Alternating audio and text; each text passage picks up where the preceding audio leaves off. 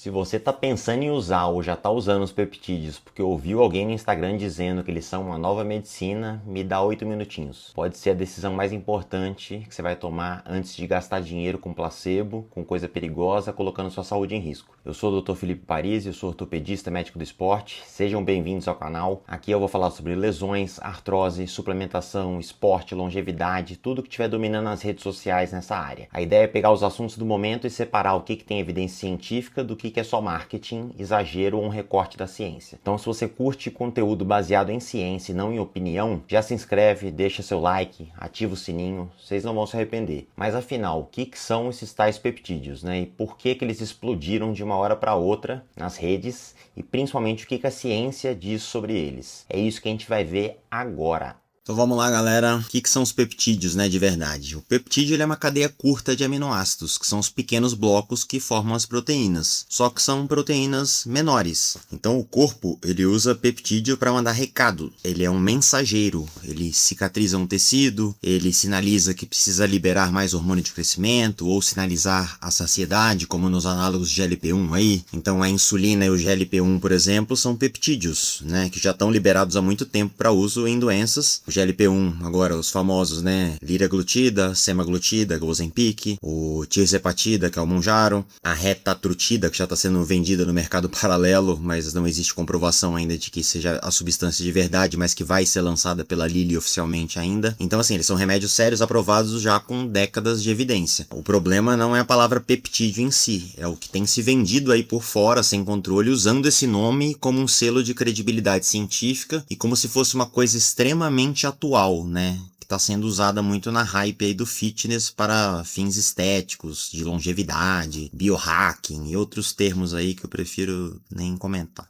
Então olha como é que foi esse boom aí de buscas, né, em relação a peptídeos. Em 2022 a gente teve 1,3 milhões, né, de buscas na internet, passando para 2024, 8 milhões de buscas. Isso aí é influenciador, obviamente, né? Empurrando, falando sobre esse tema e também a postura de quem tem poder de decisão. O secretário de saúde americano, que é o cara que supervisiona o FDA, que seria a Anvisa lá deles, declarou publicamente ser entusiasta de peptídeos em podcasts famosos lá e relatou já ter usado para tratar uma lesão e que deu super bem. Então assim, quando quem fiscaliza acaba virando o garoto propaganda do negócio, é um negócio bastante complicado. A gente tá vendo isso agora na Copa do Mundo, por exemplo. Então, ó, quais são os 4 peptídeos mais hypados no mercado hoje, né? Peguei aqui o BPC-157, que é vendido como reparador de tendões, ligamentos, e ele tem ação no intestino. A retatrutida, como eu falei, tá sendo vendida por algumas farmácias aí do Paraguai ou marcas underground, que hoje é o mais buscado, vendido como o emagrecedor mais forte que existe, que preservaria mais massa muscular. Tá sendo muito utilizado pelo pessoal do fisiculturismo e divulgado, né, esse uso, que está fazendo mais pessoas buscarem esse uso. O MOT-C, que é posicionado mais para metabolismo, longevidade, alguma coisinha de queima de gordura também. E o TB500 e o Ipamorelin na área de recuperação e anti-aging, né? Se a gente pegar aqui o BPC-157 e o TB500, eles são conhecidos, né, de forma coloquial aí na internet como o protocolo Wolverine, porque eles estariam ligados à recuperação, reparação de lesões musculares e tendíneas. E os atletas têm divulgado bastante isso aí. Todos têm uma coisa em comum, nenhum deles é aprovado ainda para uso humano, nem no Brasil, nem nos Estados Unidos, tá? O problema, né, do Not for Human Use, que vem escrito no frasco ou vem escrito apenas para fins de pesquisa, né? Eles são vendidos em vários sites aí, estrangeiros, brasileiros, colocados lá como insumo de laboratório para poder fugir da regulação de remédio. E na prática, todo mundo sabe que quem compra vai se aplicar para fins estéticos, não vai fazer pesquisa, obviamente. O brasileiro mal sabe fazer uma pesquisa no Google, imagina uma pesquisa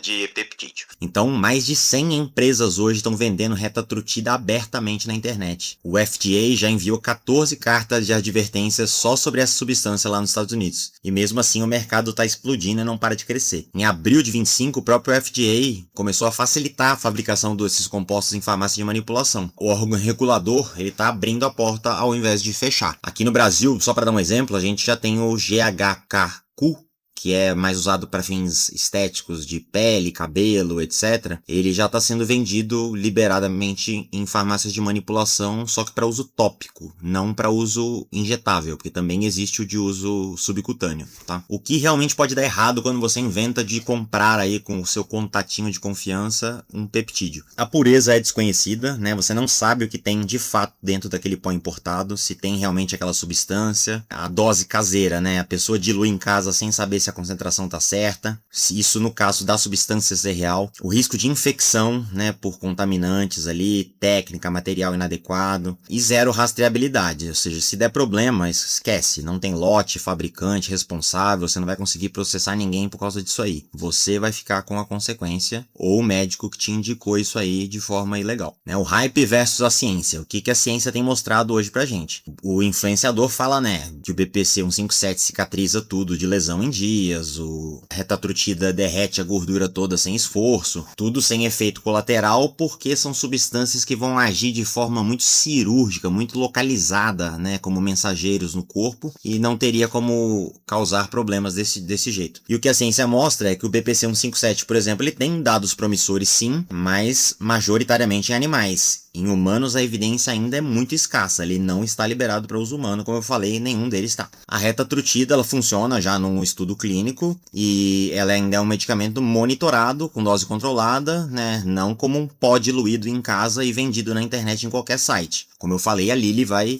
né, lançar a retatrutida de farmácia em breve. Então, quando se fala também em substância natural ou substância que vai agir de modo muito específico no corpo, nada disso quer dizer segurança, tá? Não existe nenhuma substância ativa que vá causar modificações no seu corpo, no seu metabolismo, que não tenha riscos. Isso serve para os medicamentos que estão na farmácia, inclusive liberados já há muitos anos. Então, existe lugar para o peptídeo na medicina esportiva, mas não dessa forma como é vendido na internet. Eu não estou aqui para falar que peptídeo é vilão. Existem os peptídeos já liberados, que já são usados há muitos anos, né? GH, insulina, os análogos de GLP-1, que estão mais em voga agora. Então, eles podem ser usados já com indicação certa, dose certa, uma fonte confiável, né? Um remédio de farmácia e com acompanhamento médico sempre. O que eu condeno, né, é a versão do faça você mesmo, é você ser influenciado por caras que não têm conhecimento científico real na internet, né, que aproveitam essa hype para poder passar uma pseudo-autoridade sobre o tema e ficam lá divulgando protocolos de doses, associações entre peptídeos ilegais, e a pessoa acaba pegando com o professor da academia, com alguém no prédio que tá vendendo, algum contatinho que tem um site lá da China, e aí chega lá um pó sem procedência, comprado de um fornecedor anônimo, que foi diluído na cozinha,